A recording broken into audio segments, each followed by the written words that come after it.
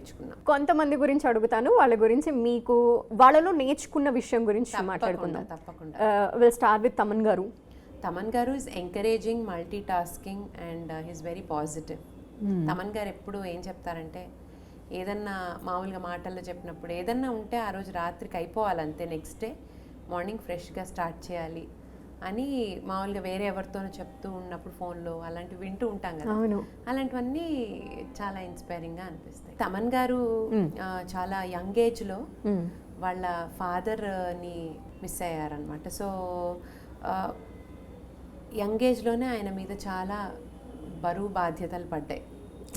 So ఆ బరువు బాధ్యతల్లో ఆయన the way he strived hard, వాళ్ళ మదర్ కానీ ఆంటీ కానీ సార్, తర్వాత Mini Yamini, she also singer, వాళ్ళు ద వే దే దాన్ని ఆ సిచ్యుయేషన్ని వాళ్ళు చక్కగా దాన్ని గ్రేస్ఫుల్గా హార్డ్ వర్క్ చేసి ఈ స్టేజ్లో ఉన్నారు. నిజంగా we should look up to that. అవును, వి షుడ్ లెర్న్ ఆల్సో చాలా. సో సార్ని గుర్తు చేసుకోగానే మీకు గుర్తొచ్చే పాట ఏదన్నా ఆయనకి నేను మహానుభావుడవేరా పాడాను సాంగ్. ఆ సాంగ్ నిజంగానే ఆయనకి బాగుంటుంది, ఎందుకంటే కోవిడ్ టైంలో హీ వాజ్ చాలా అన్ని ప్రోటోకాల్స్ని పర్ఫెక్ట్గా పాటించారు ఓసిడితో. తర్వాత కోవిడ్ టైంలో ఎంతో మందికి హెల్ప్ చేశారు. మా మ్యూజిషియన్స్లో వెంటిలేటర్లు కావాలన్నా, ఎవరికైనా ఏమైనా ప్రాబ్లం ఉన్నా, ఎవరింట్లో అయినా ఏదన్నా ఇష్యూ ఉన్నా, మ్యూజిషియన్స్కి ఒంట్లో బాగాలేదన్నా ఫైనాన్షియల్గా, అలాగే మా అందరికీ కొంతమందికి ఇంజెక్షన్లు ఇప్పించారు, మా అందరికీ బాగా వేవి మాస్కులు అన్నీ యూనో బలం వచ్చేవన్నీ అందరికి పంచి అవన్నీ చేశారు. దట్ యూనిటీ అసలు భలే ఉంది, అంటే అలా ఉండాలి. ఒక రకంగా నాకు ఇనిషియేట్ తీసుకుంటూ చాలా చాలా ఆ పుణ్యం ఎక్కడికి పోదు, అదే ఆయన్ని కాపాడుతుంది. మంచి human being. Next Mani Sharma గారి గురించి.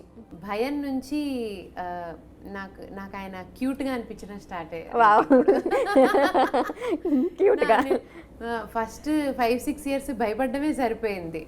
నాకు బాధగా ఉంటుంది అనవసరంగా అంటే భయం నేను ఎలాగైనా భక్తిగానే ఉంటాను, అది పక్కా.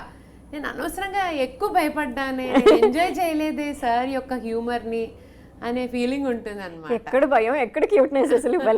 ఇప్పుడు క్యూట్ అయిపోయారు. అంటే నాకు మొన్న ఎక్కడో మా గీతా మాదిరి అంటే, సార్ మీరు నన్ను మా గీతా మాదిరి అన్నారు కదా సార్ ఫోన్లో, మీరు నన్ను మా గీతా మాదిరి అనేసరికి నాకు చాలా గొప్పగా అనిపించింది సార్. నాకు ఎంత బాగా నేను ఎప్పుడు నిన్ను మా గీతా మాదిరి అనే అంటాం అని మళ్ళీ అక్కడ నన్ను ఏదో ఒకటి నువ్వే అనుకుంటూ అనగానే ఇది వరకు దాన్ని సీరియస్గా తీసుకునేదాన్ని. అమ్మ నిన్ను అలా అనేసారంటే నేను ఏం చేశాను ఇలా అనుకునేదాన్ని. ఇప్పుడు ఆ క్యూట్నెస్ అర్థం అవుతుంది.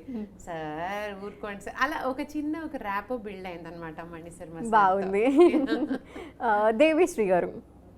దేవిశ్రీ ప్రసాద్ గారు is a very warm person. ఆయన అవతల మనిషికి ఇచ్చే రెస్పెక్ట్ అనేది ఆయన నుంచి చూసి నేర్చుకోవాలి. The way he respects people and come what may, how moody he is, he doesn't show it to others. Okay, నేను అది గమనించాను.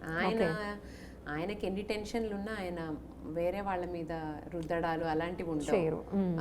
ఆయన మర్యాదగా ఉండి, ఆయన పాజిటివ్గా ఉండి, ఆయన వర్క్ కానిచ్చుకుని ఆయన పంపించేస్తారు అలా.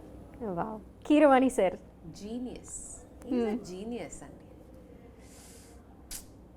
మా సార్. అంతే, మా సార్ అంటే అట్లా అంత మా అన్న ఫీలింగ్ అదంతే. Keeravani sir, Valli ma'am,